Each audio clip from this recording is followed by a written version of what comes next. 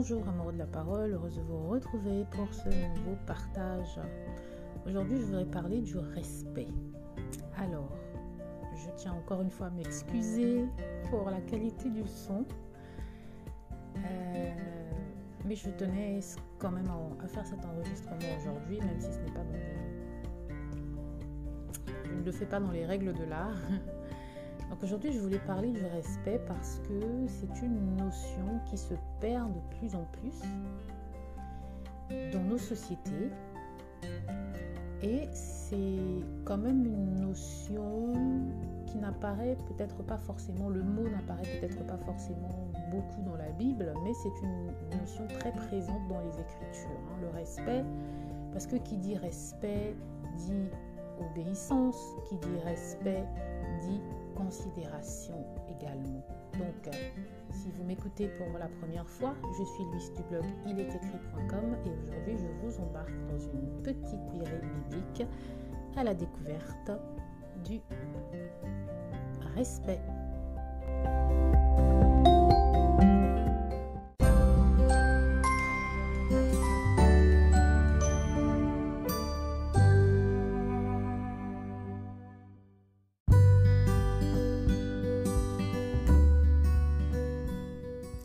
Donc, différents passages de la Bible évoquent le respect, sans forcément que le mot lui-même soit prononcé, n'est-ce pas?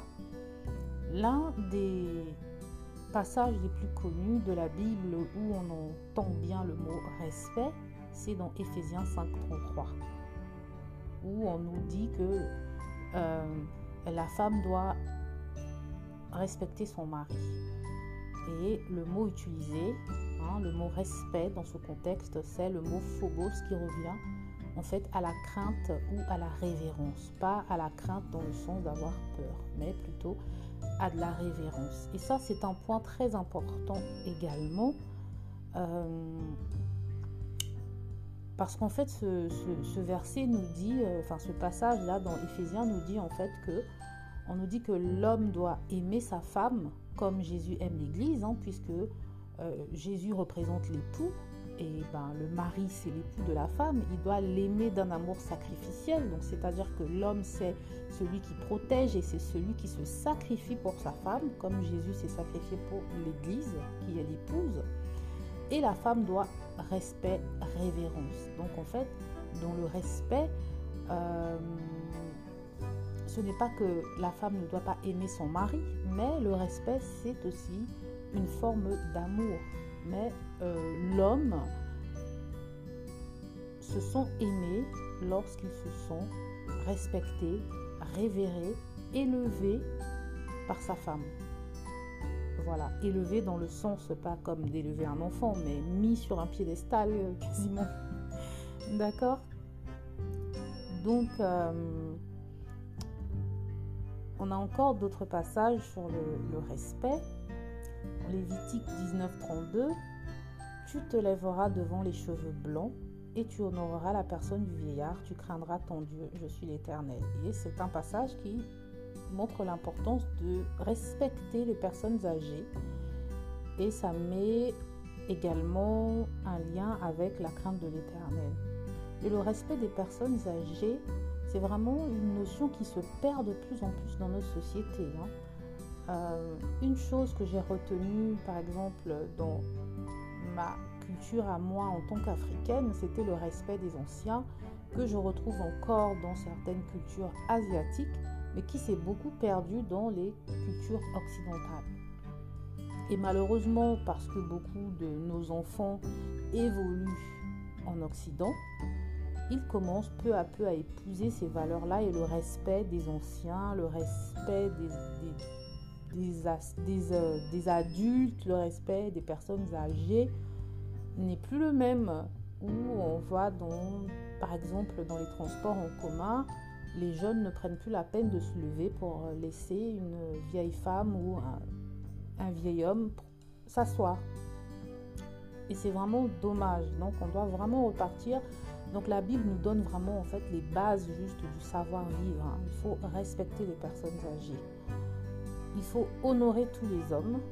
1 Pierre 2,17 nous dit honorez tous les hommes, aimez les frères, craignez Dieu, honorez le roi. Et là encore, c'est la Bible qui nous demande d'honorer les autorités, donc de respecter également les autorités. Vous voyez? Donc nous habitons dans des sociétés et dans ces sociétés, nous avons des hiérarchies. Il y a des autorités qui sont mises au-dessus de nous et donc nous devons les respecter.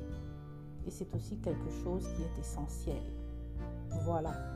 On ne nous demande pas de respecter des lois qui nous poussent à pécher, à être contre la volonté de Dieu, mais puisque nous sommes dans des sociétés régies par des lois, régies par des États, nous devons respecter les institutions et respecter les personnes qui sont en autorité sur nous.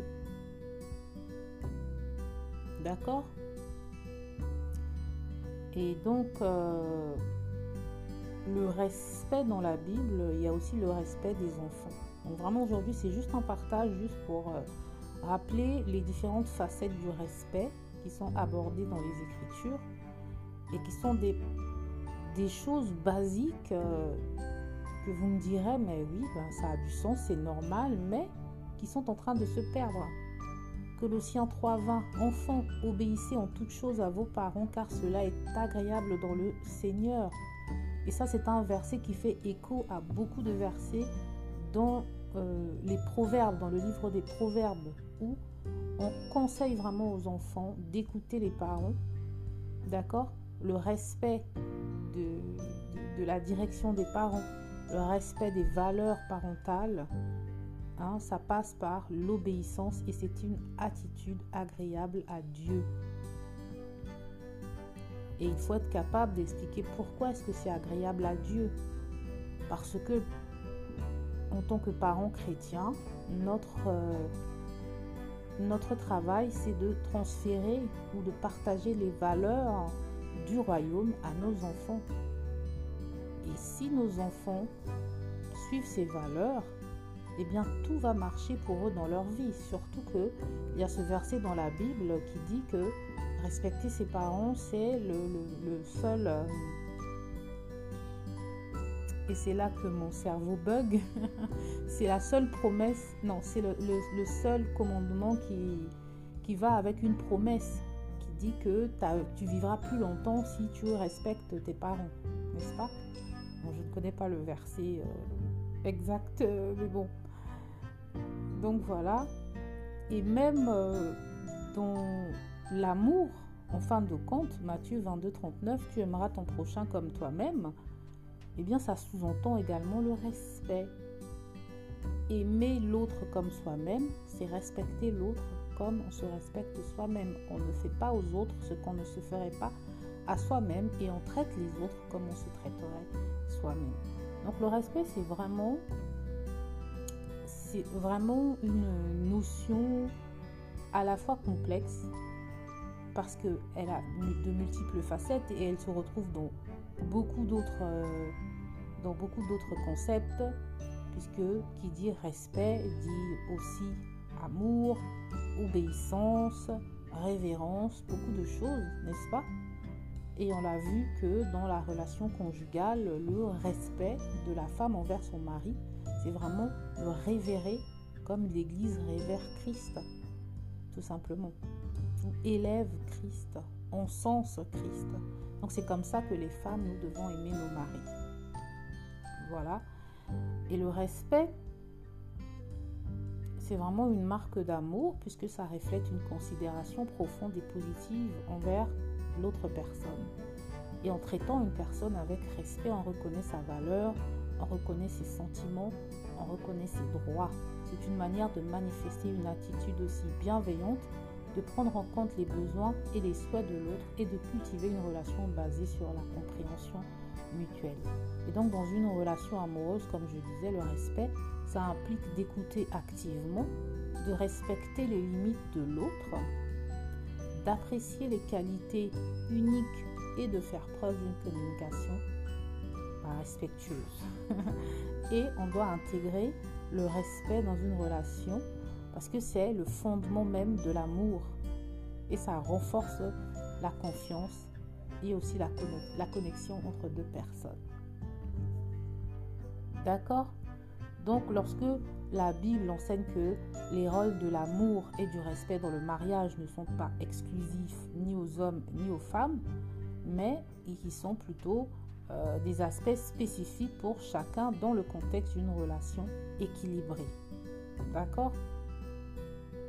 Éphésiens 5:25 dit que les maris doivent aimer leur femme comme Christ a aimé l'Église, comme je l'ai dit tout à l'heure, se sacrifiant pour elle.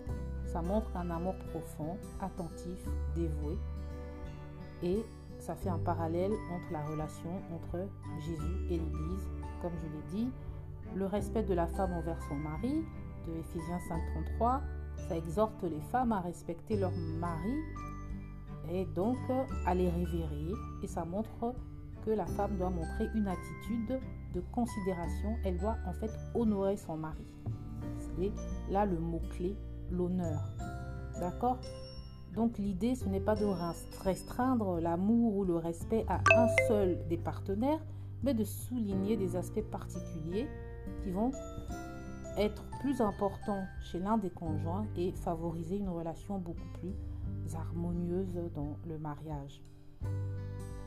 Et donc, si on essaie de comprendre